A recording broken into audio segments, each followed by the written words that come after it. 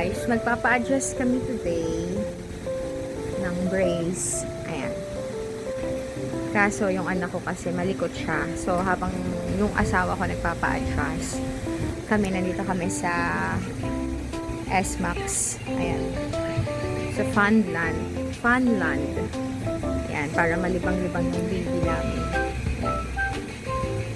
So after yung asawa ko, ako naman. Ngayong 2 taon na nga itong anak ko ay sobrang nahihirapan na nga ako dahil kahit nga saglit lang akong mawala sa paningin niya ay iyak na nga yan ng iyak.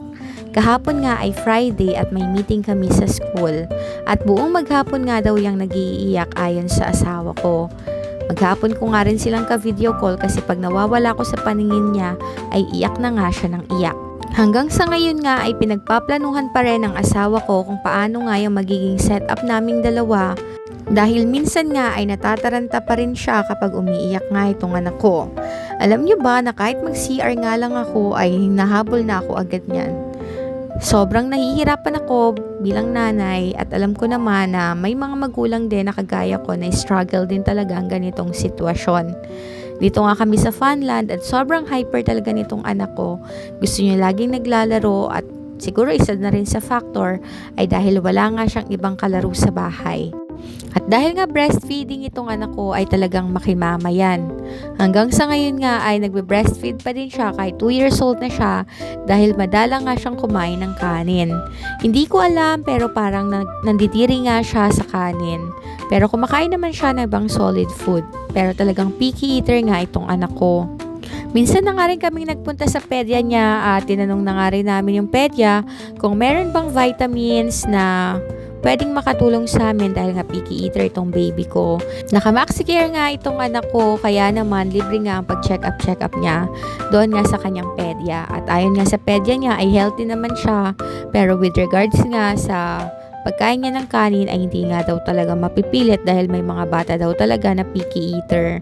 Sinabi niya rin na isa rin talaga sa dahilan ay baka naman na nga ito sa tatay. Hindi naman ako nagtataka kasi yung asawa ko ay medyo picky eater talaga. After nga naming magpa-adjust ng brace ay dumiretso na nga kami dito sa Kuya Jay. Sinulit na nga namin itong pagkakataon na to dahil nga susunod na araw ay magpapasok ka na naman.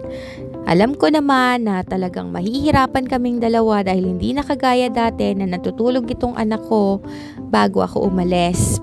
Ngayon nga ay hindi na siya agad-agad nakakatulog at sigurado ako na mahihirapan din itong asawa ko dahil nga makimama itong anak ko. Every time nga na lumalabas kami, pumupunta sa mall ay ganito talaga yung setup naming dalawa ng anak ko.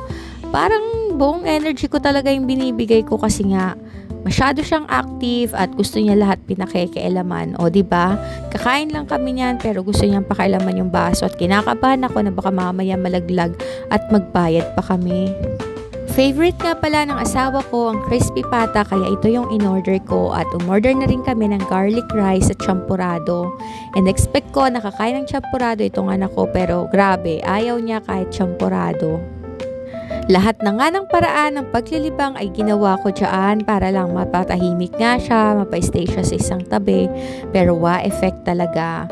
Sobrang kulit talaga nitong anak ko at given naman kasi bata talaga.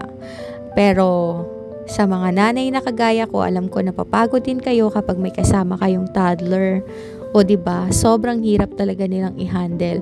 Pero kayang-kaya naman. O diba, nakakakain pa ako kahit nandiyan siya sa tabi ko. Isa pala sa mga ugali nitong anak ko na kapag nagtatantrums nga siya, nagme-meltdown, ay humihiga nga siya kahit saan. Sa lapag, kahit madumi, sa tiles, pero pag ganun nga ay hinahayaan ko na lang. May mga napanood kasi akong video na kapag nag-meltdown ng bata o nagtantrums ay hayaan lang sila at ipakita na wala kang pakialam. After nga nun ay dumiretso nga kami dito sa Star Mall. Nakita kasi namin na may 150 pesos lamang na indoor playground at unlimited na yon at nasa yun na kung anong oras mo gustong umuwi. O diba, sobrang healthy ng anak ko dahil after nga niya doon sa Funland kaninang umaga ay may energy pa siya dito sa kabilang indoor playground after nga naming mag-lunch.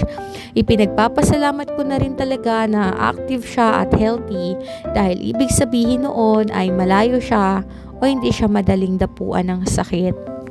Yung pagpunta niya dito sa indoor playground ay magiging strategy siguro namin kapag mag-start na yung klase. Ayun lang, bye-bye!